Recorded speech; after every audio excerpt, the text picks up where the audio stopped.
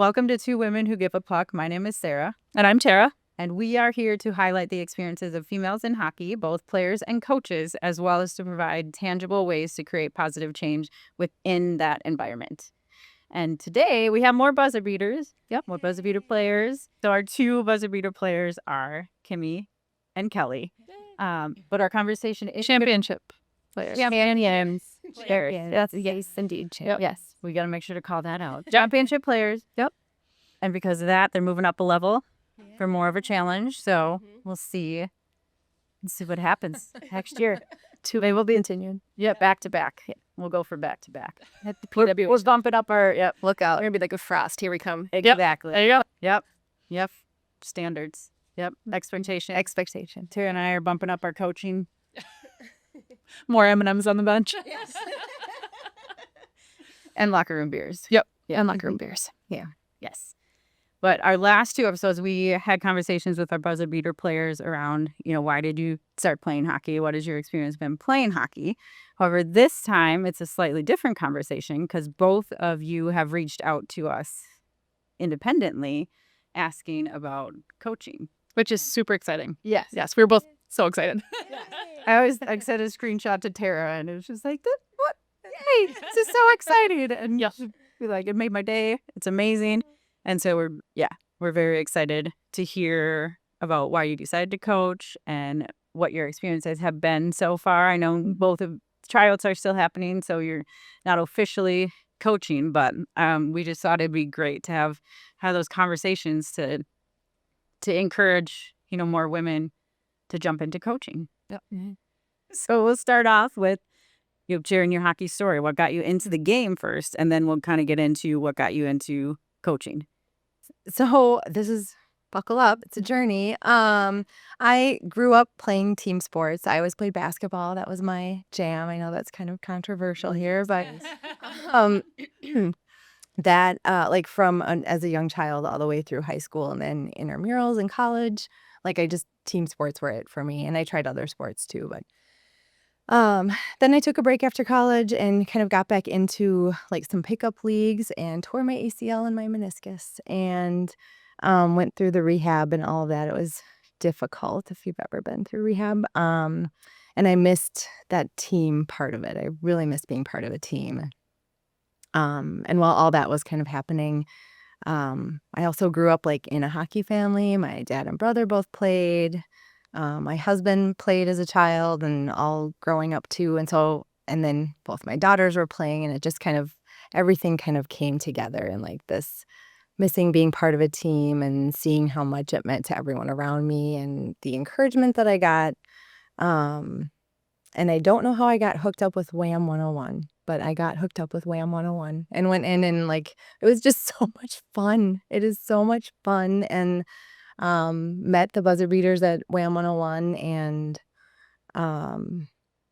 it's such a welcoming community, and they just welcome everyone from whatever background, whatever age, whatever experience. And so that is kind of how I came into hockey and to the buzzer beaters and playing. Yeah.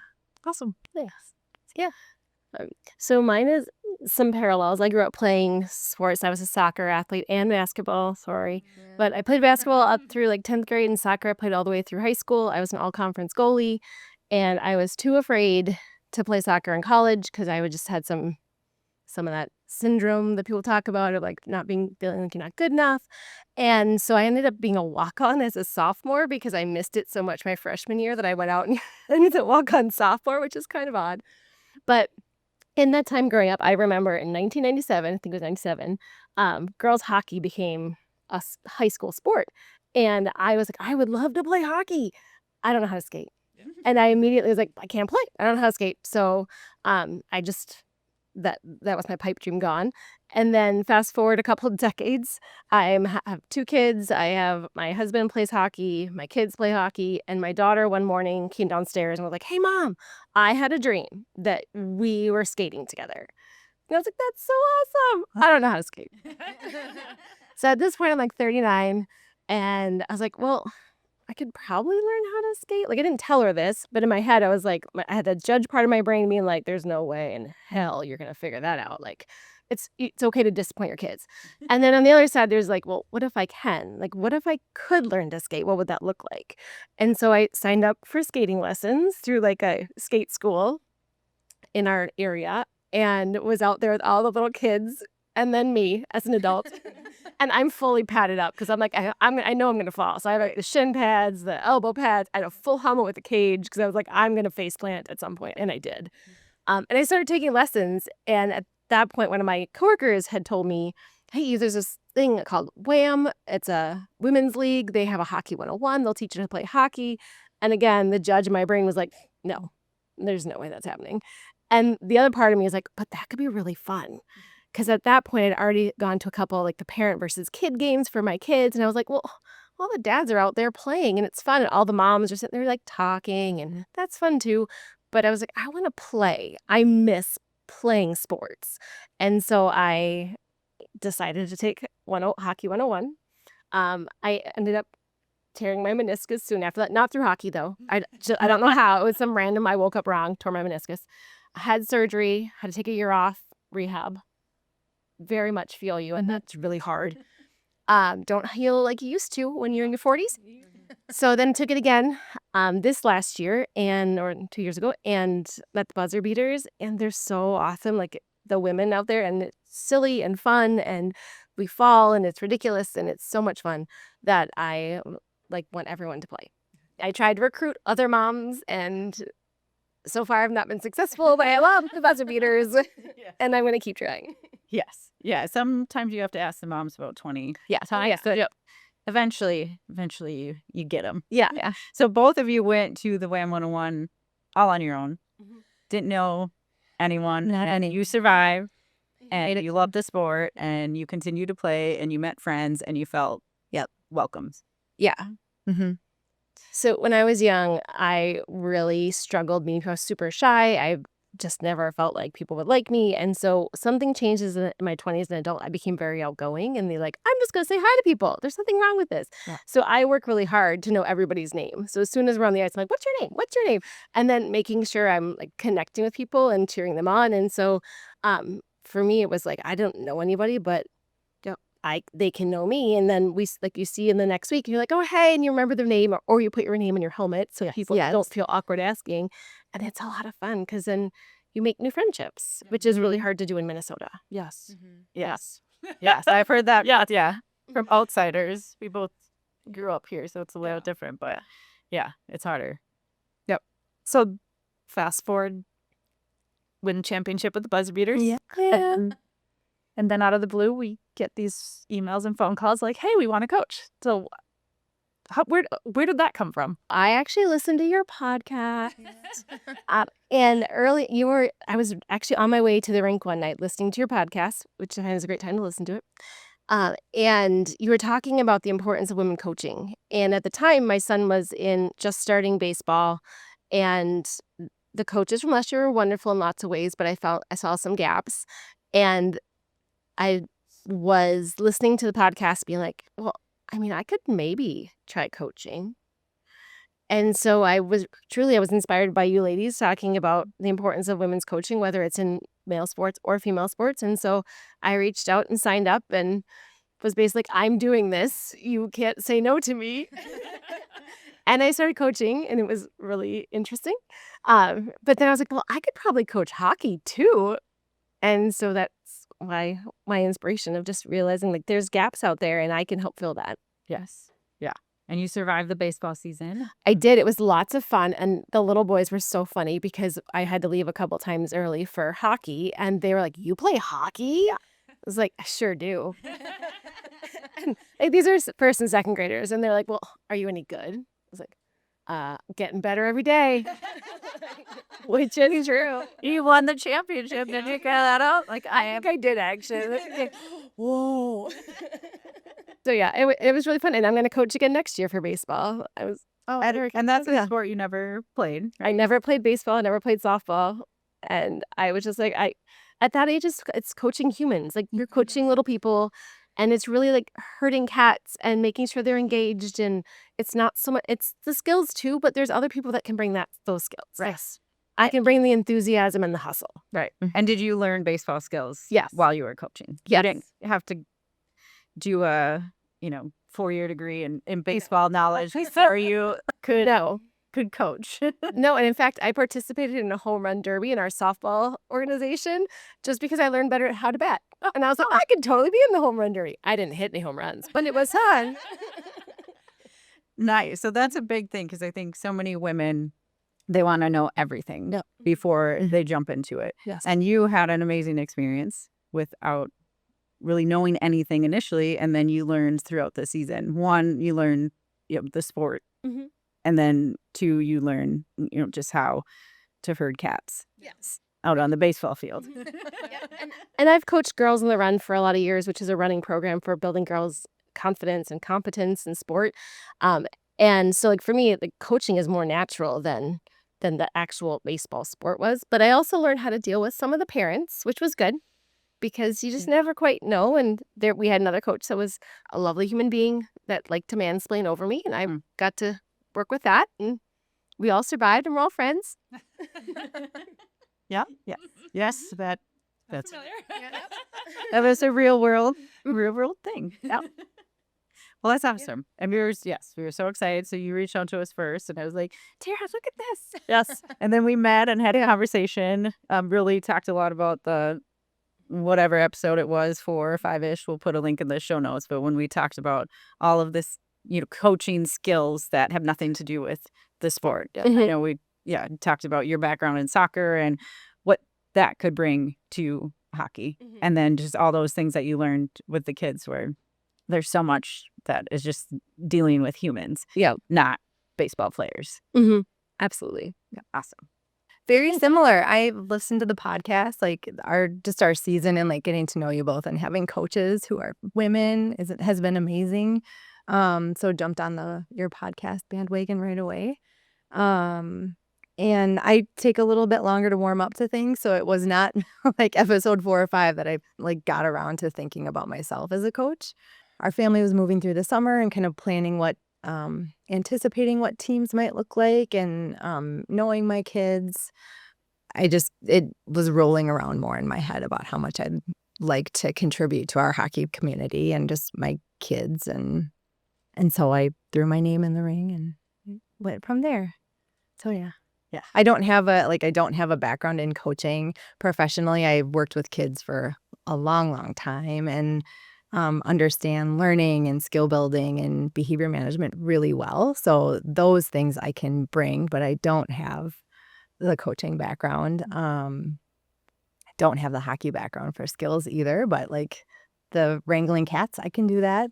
And I can work on individual skill building. I can work on some of those character things, or like the team parts of hockey, things that we learn maybe on the ice, but we take it with us for the rest of our life. And when we talked, I know that was a concern of yours, was like, I don't have this background. I don't have all these things that I see other people have.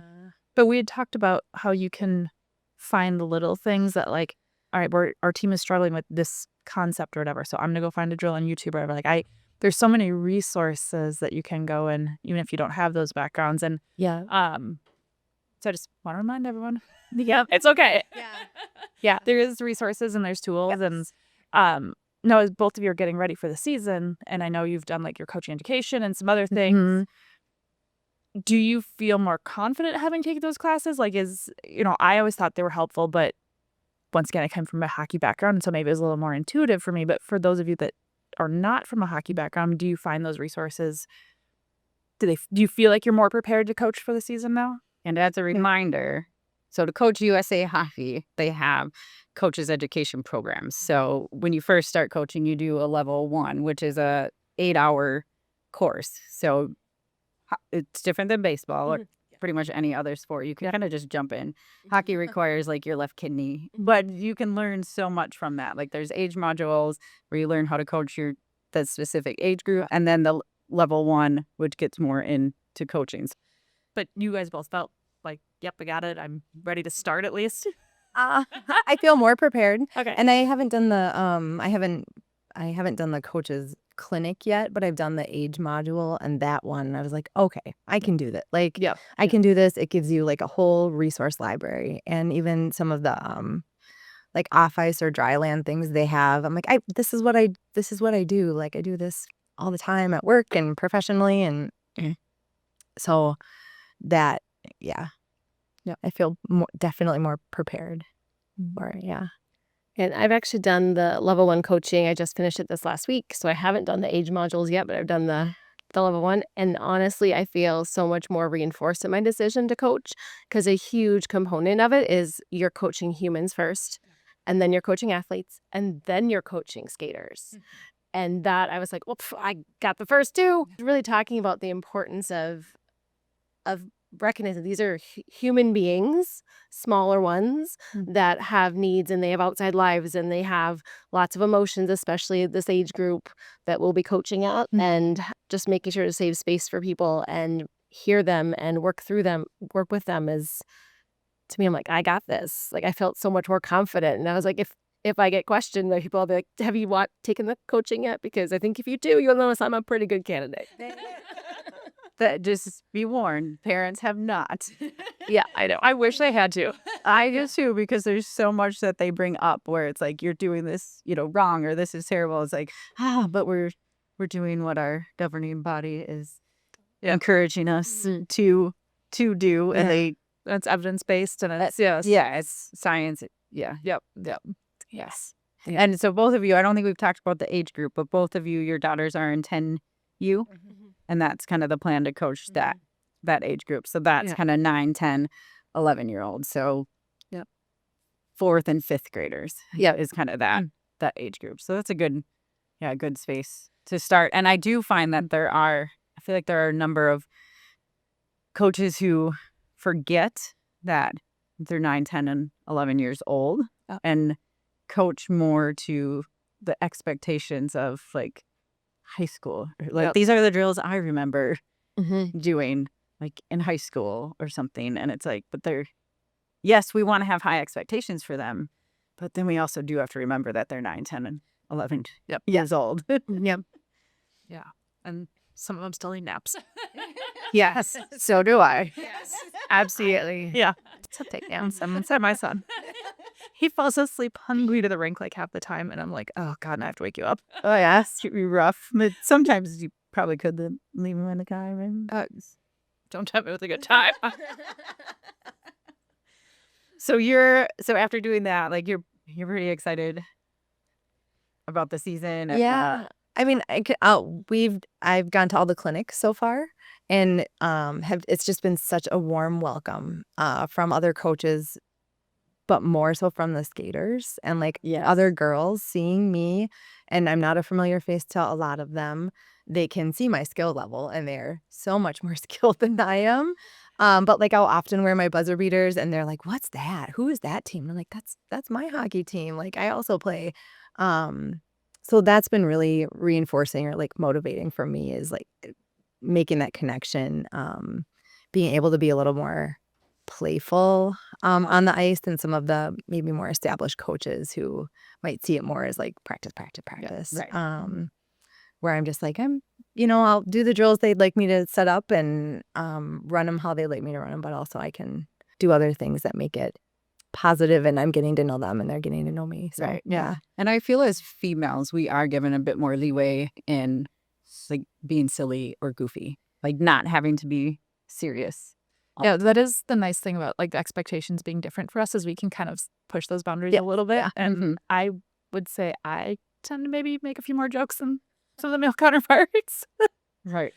You seem to get to know them a little better as like individual humans and knowing their names and knowing, what ticks. And they sometimes, we've talked about this in different podcasts where, boys and girls skaters on the ice, they tend to come and find the female. So you maybe you've noticed that before, or maybe you will. But if there's an issue, even like tying skates, or like my helmet hurts, or I don't know what's going on in this drill, like they tend to kind of feel more comfortable asking a female coach. And that's why it's so valuable to have, those different coaches out on the ice to help everyone out. Yep. I'd agree with that. Yeah. What about with you? Have your organization, Our organization is wonderful in lots and lots of ways. And there's also a really large presence of adult parent coaches. Yeah. And so for my daughter's level, my biggest concern is that I might not get to coach actually, because there's so many established adult male coaches. Yeah.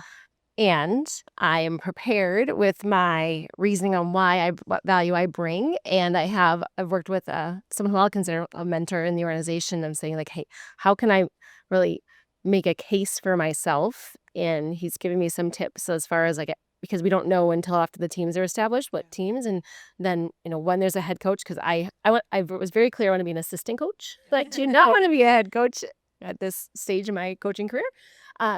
But he just suggested like reaching out to the head coach, like as soon as it's announced, asking for a sit down, not just sending my resume and my coaching information, but actually like asking for a sit down and to talk through like what value I bring and why I want to coach and the importance of having female representation on the ice. And so I've been actually like making my case. I mean, I have notes for everything. I'm like, what is my case for why? And I feel really confident in my case. And so I'm hopeful that I don't even care if I get dibs for it. I want to be out there on the ice with the girls and I want to work with them. And if it ends up not working out, I'm hoping that I can help my son's team, which is the Mites team.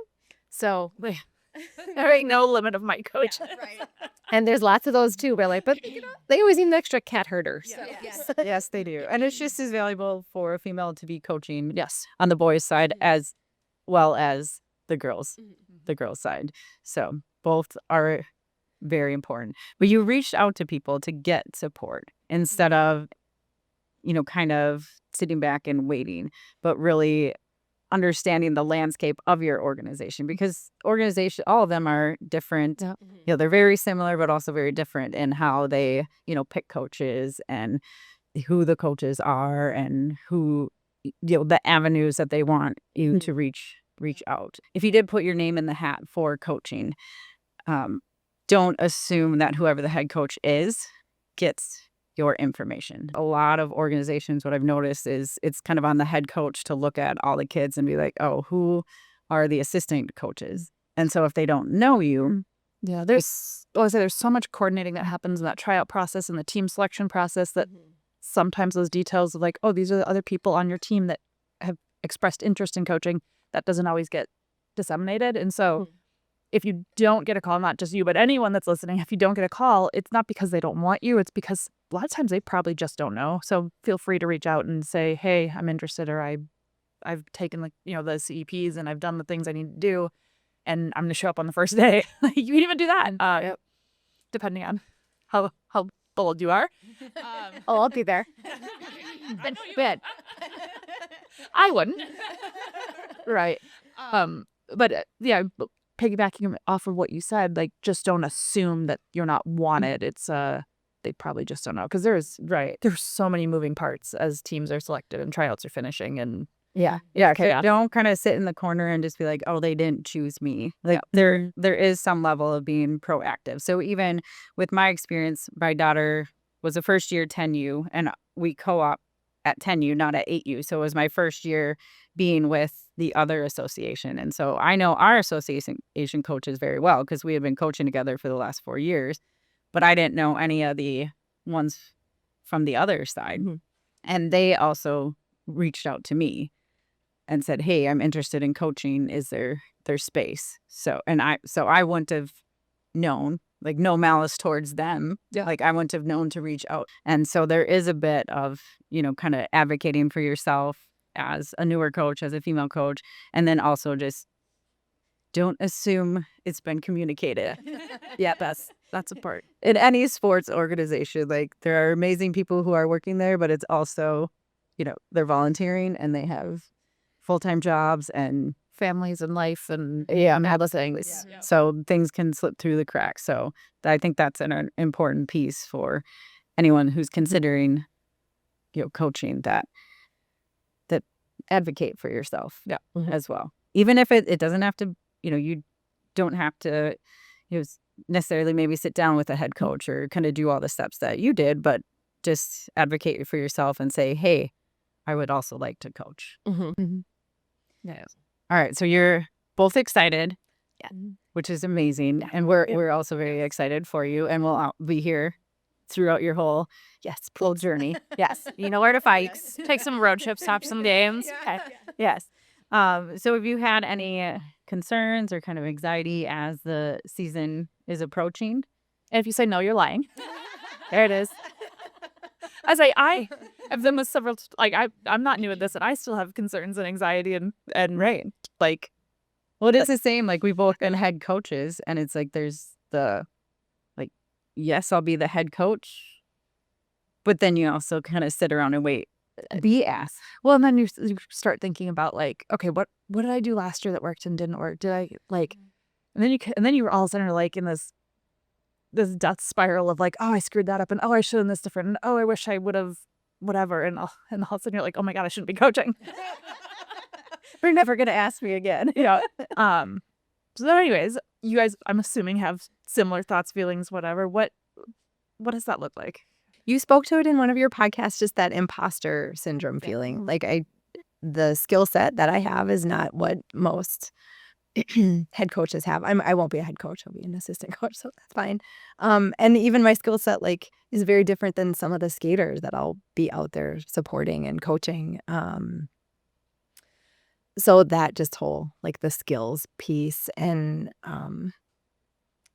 to some like extent just working with parents with that too. Like, why are you coaching? You don't know what you're doing. I stay at practice and see you out there. So that like just the general imposter syndrome feeling from parents and from like others in the organization who have all been very warm and welcoming so far. So that's like not based in reality. That's in my brain. I think that's the biggest one for me. I don't know. Yeah. Managing time. I think it's a big commitment. Yes. And I have 2 in hockey, and then I also play in a few different ways throughout the week. And so it's just time management on top of the rest of life. That is big because I don't think those who have not been out on the ice with the kids or, coaching on the field, like it looks very easy when you're on the sidelines in the stands watching. And then when you're the actual person on the ice, kind of managing the time and managing the expectations, it is a lot. But I mean, it's Coordinating and practice planning and all sorts of, Yeah. and like troubleshooting things that aren't going well. Like, up at 2:00 in the morning because you're like, how do I fix that? Yes. Yeah. Yeah. that drill went drastically bad. Yeah. Yeah. It looks so good on paper and on the little video online, and then the kids do it. Is like, what the hell is happening? Yes. And why is it in my head at 2 a.m.? I don't know. Yes.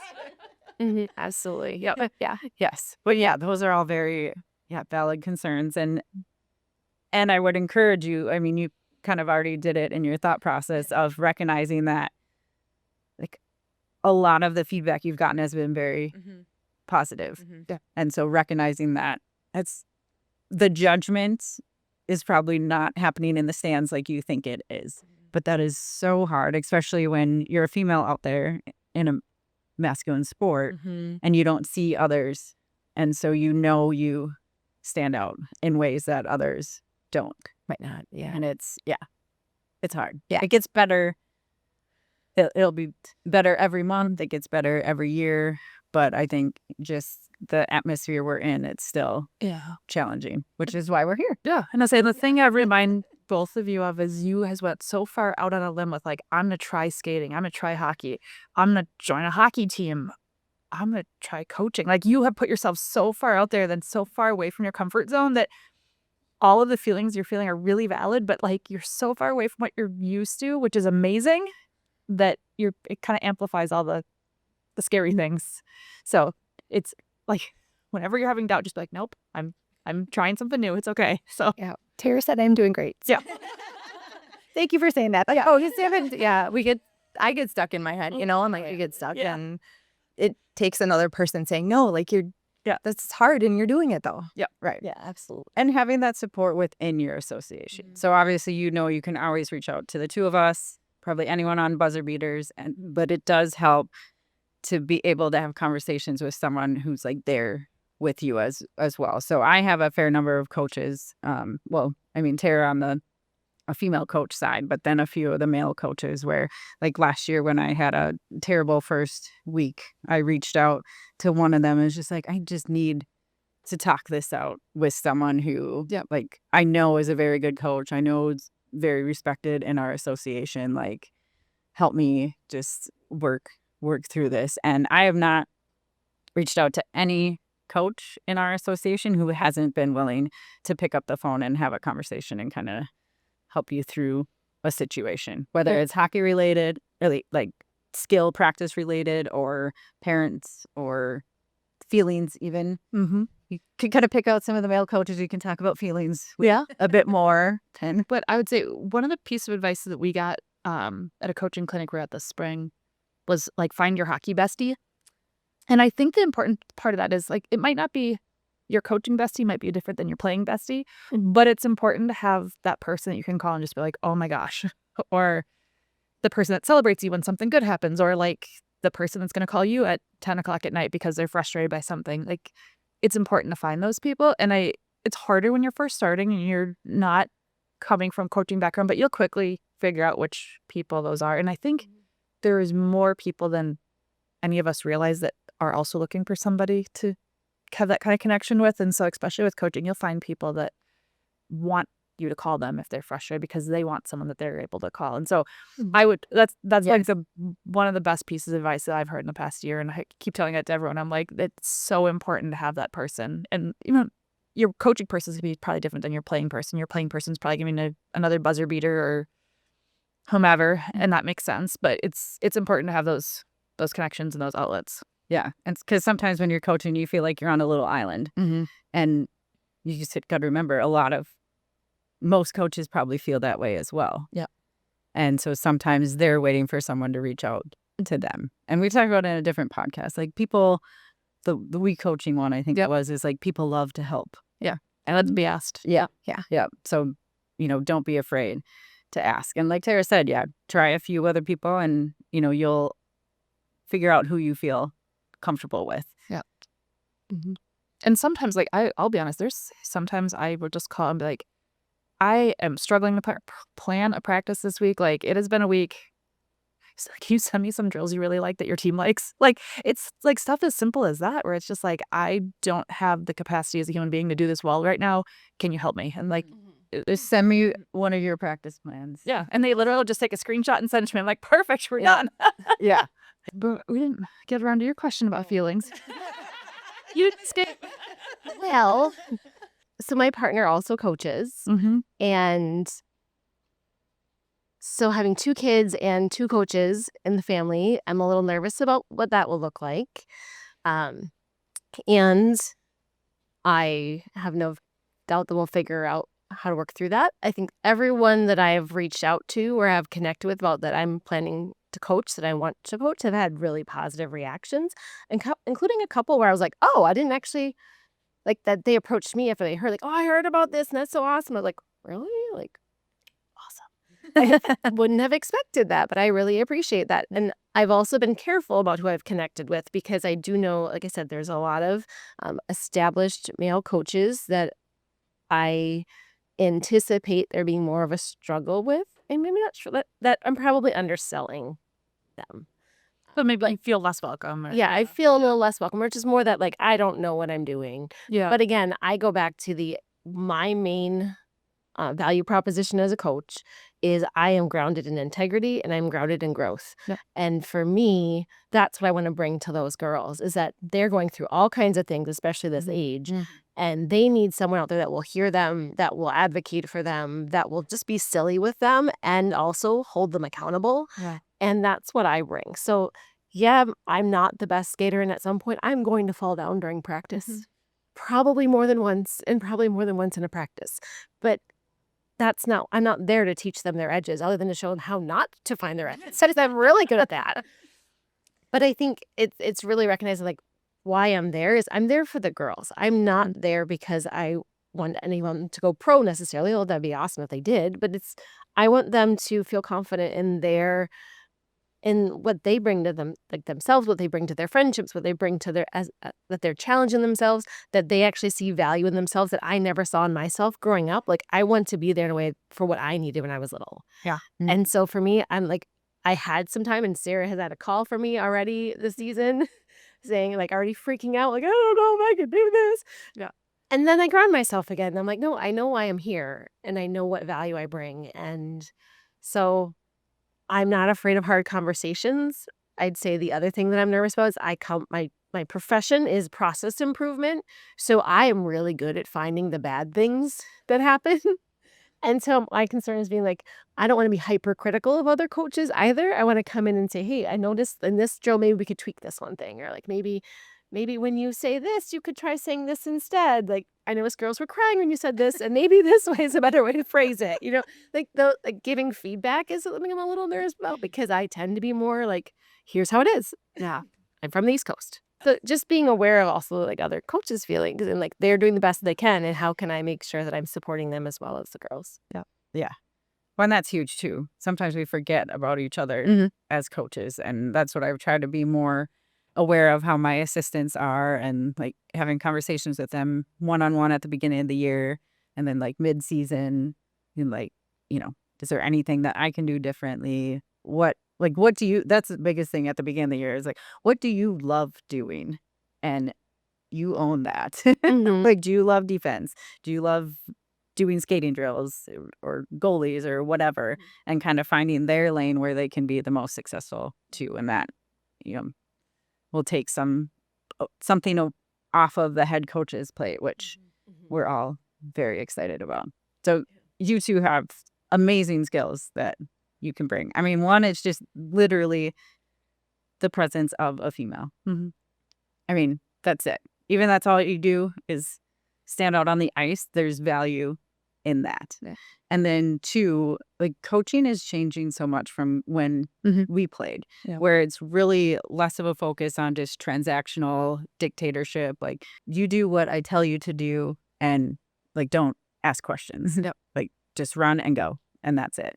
And within the last, 5 to 10 years, for sure, when we've been coaching, there's been a bigger transition for those more transformational coaches, which is exactly what you can bring. And so many of us who played sports, we haven't seen examples of that. And so it can be a challenge to understand, how can I be successful in that when all the coaches I had were not that. And so I think that's a value that female coaches can bring as well, as we just tend to be a little more aware of, more things that are happening non-sport related. And so we can help to show, like, okay, this is how we can do it. It may look different, but it's supposed to look different. Like, we're trying to kind of, it helps the kids when it's different. And like, your skill development and progression, like, that's huge. Yeah. Because sometimes we think that they can do things that, we did in high school.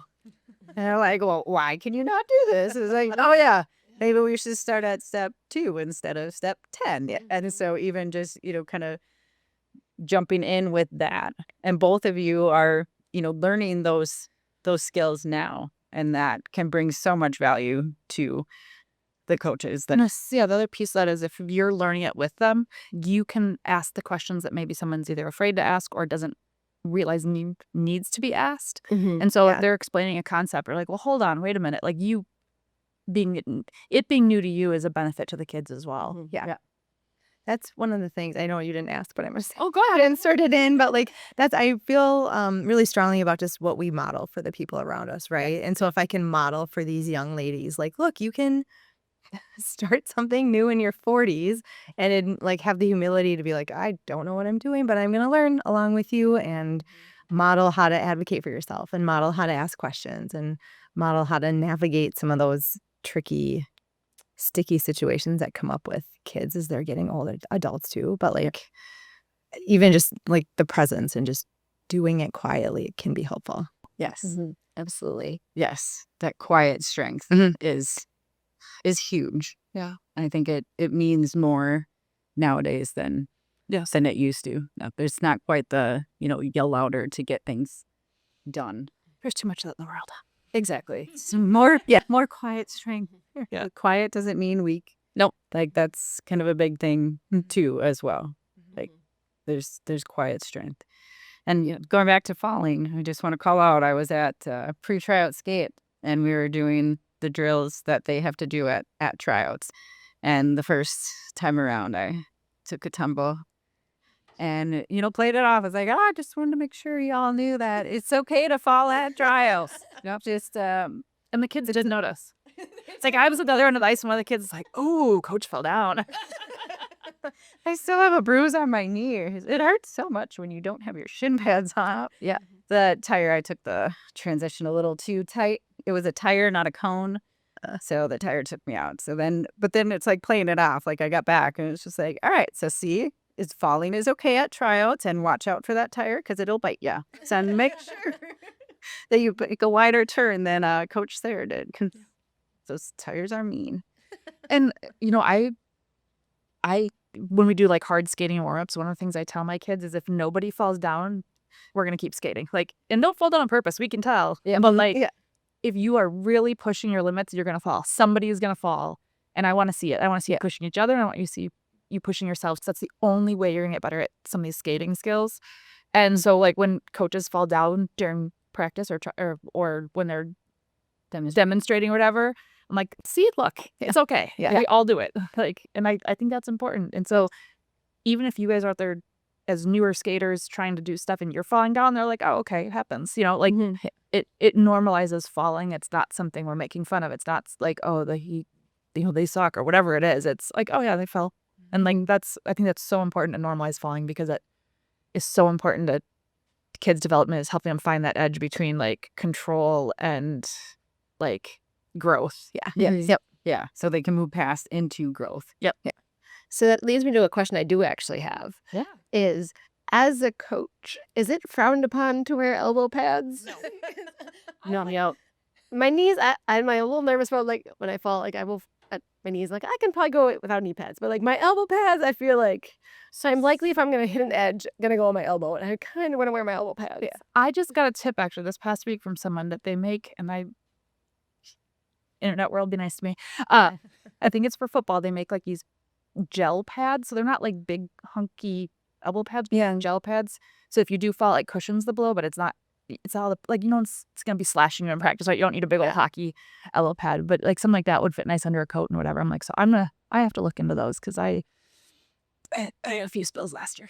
I always land on my elbows because usually you fall when you're like taking like she said a corner or whatever, and your body kind of slides, but it's the hard elbow, or you you're standing still and you catch an edge and you fall backwards, and so it's always the elbows.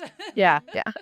And I tend to like hit my knees more is what I've noticed coaching. I've gotten a fair number of bumps and bruises and tumbles, but I found softball sliding pads, and I'll put those on my shins because they're a lot like hockey shin pads are pretty damn bulky, and it's hard to find pants that they can fit underneath. And so the softball sliding pads are a lot thinner, and it gives you, even like demonstrating, like in mites, you did a lot of the like touch one knee down, touch two knee down, and even demonstrating that, like sometimes you got bruises. Yes.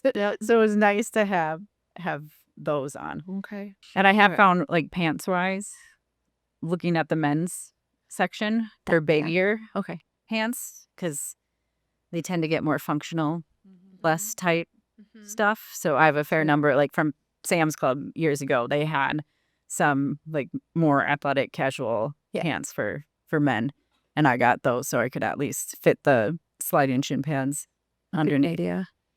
So yes, you can wear equipment because it is, even when I was doing when you do drills, you want to show like high speed, especially like when we were doing the pre-tryout stuff. It's like I am also afraid to go like full speed on some of those because it hurts when you fall and you don't have equipment on. Like, sure, if I was decked out in all of my stuff, I'd be just fine, like the kids are, and falling wouldn't hurt. But when you're out there with only your helmet on and your gloves, like, ice is hard. It is. Well, you feel exposed. Like you just like I'm only around the ice usually if I have most of my stuff on. Yeah. So yeah, I just feel exposed. Well, especially like when I'm like demonstrating, I'm like, everyone's watching me too. So yeah, like it's doubly hard in your head. Yeah. So yeah, the pads are good. Yeah, good to know. Thank you. All right. Well, normally we ask about your hockey legacy. Yeah. However, we are already planning on having you all on at the end of the season. And so we're going to share or save the legacy question until then. And so Tara came up with a new question because she's in charge of if I have to do the intro, I'm just going to make you in charge of the last question. That's fine. So my last question for both of you, and I know we've talked about it, but these are things we're going to ask about later. So yeah. What are your goals for the season, both personally and like for your team? For me, I want to be really intentional about the feedback I give people and like framing it in a way of like, and I observe this. Here's a different way you can look at it, or being really intentional, not just like, hey, good job out there, but like, I noticed you really hustled on that drill. Great job hustling. And so being really intentional about feedback, because it's really easy to just say, hey, nice job, or oh, you worked hard, but like, what did you actually do? Like, I think that's a much more helpful way to give feedback. So I want to be really intentional with the athletes of being really observant of what's happening and then give purposeful feedback. Yeah. And then I also want to help them embrace the power of yet. It's my favorite word. Well, it's my second favorite word is yet. Like I might not know I don't know how to do that yet. Or like, hey, you missed that edge, but next time you will. So you may not know it yet, but you will get there. And so really helping embrace that mindset, which is more around the growth mindset, but so intentional feedback and the power of yet. That's well said. Okay. And Ditto. No. Also, I love the yet. I love a growth mindset.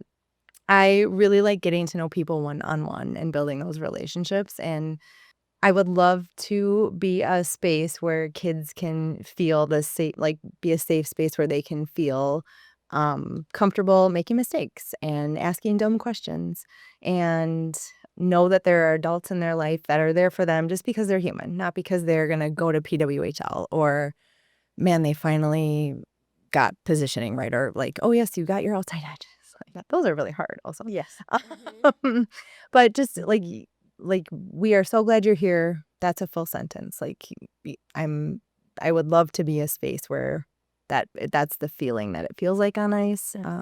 Not that I didn't experience that as an athlete growing up, but just I think sometimes in the hockey world, that's not always what it feels like, maybe for others, where we're just so glad you're here, regardless of your skill level or how many mistakes we make, or if you show up grumpy, cool, I can work through the grumpiness with you. If you're tired because you were sleeping in the car on the way over, like, cool, we are still here for you. And it's a long season. Yes.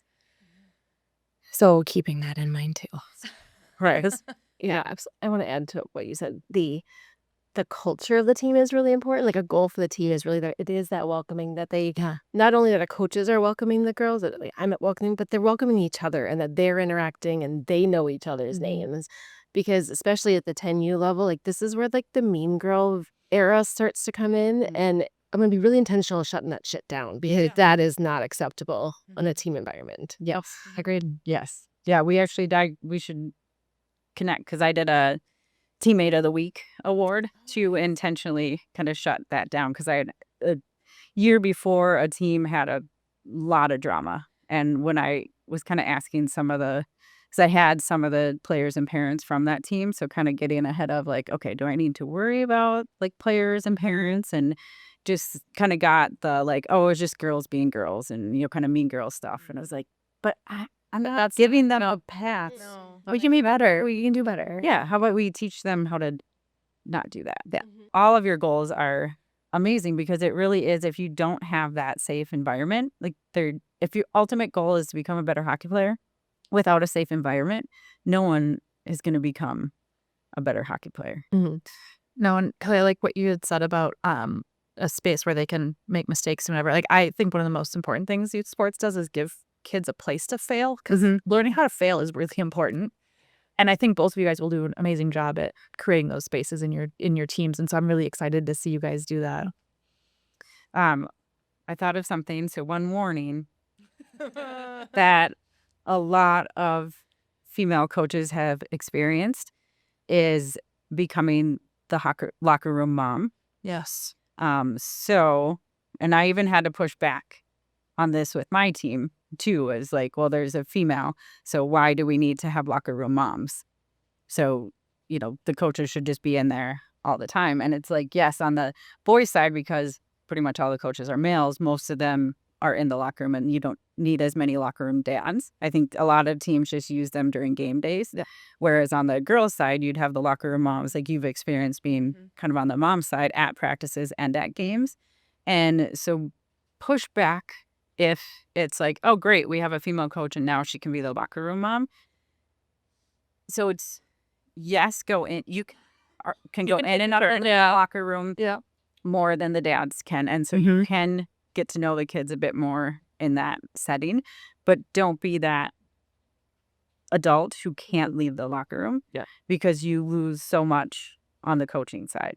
I mean, it's kind of like being a girl on a boys team who has to change. Like that's the same concept that I've heard many a times in like the USA Hockey female coaches groups, that a lot of female coaches end up being that locker room mom. And then you're not seen fully as you're one of the coaches. Anyone who's listening, any female coach, like push back. Push back on that hard, because if the girls aren't seeing you as a coach and the other coaches aren't seeing you as a coach, that's a disservice to you. That's not respectful of your time. And and it's not teaching the girls that, females can be exceptional leaders. All right. Well, we're at the end. Good luck to you both. I'm so excited to see your guys' seasons, and you have to do like a little on the road podcast. Do live stream one of your games and be like, look at it, both fact. You should. That'll be fun. You should. We'll get Will and Kata to come out on the road with us. Will's like, no. And for Facebook, Will is the wonderful human being that lets us use his podcast studio. Yes. He's ignoring me right now. Yes. Just smile and wave. Yeah, we're not done yet. We're just harassing you. We're just talking about you. Yeah. You want me to call for sneeze or something? Maybe. Well, I just want to say thank you to both of you, because I don't think either of us would have been just self-selected, be like, we're going to coach. Like, you really did inspire, and just really appreciate your support through it, because even just the application process, I was like, oh my gosh. So just really appreciate what you're doing for women in sport and for your teams. Wow. Thank you. Thanks. All right. Well, good luck. Yes, we're excited for round 2 and to hear all your updates. We'll share updates. Yes. Throughout the winter. Yes. As well. Yeah. Awesome. Thank you so much for being here. We're so excited. Thank you, ladies. Thank you. All right. So to end the podcast, I want to remind all you ladies out there that we belong in hockey and we deserve to be a part of the greatest game in the world. And don't forget to invite somebody else in. And because we're on the topic of asking, Jackie, this is us asking again.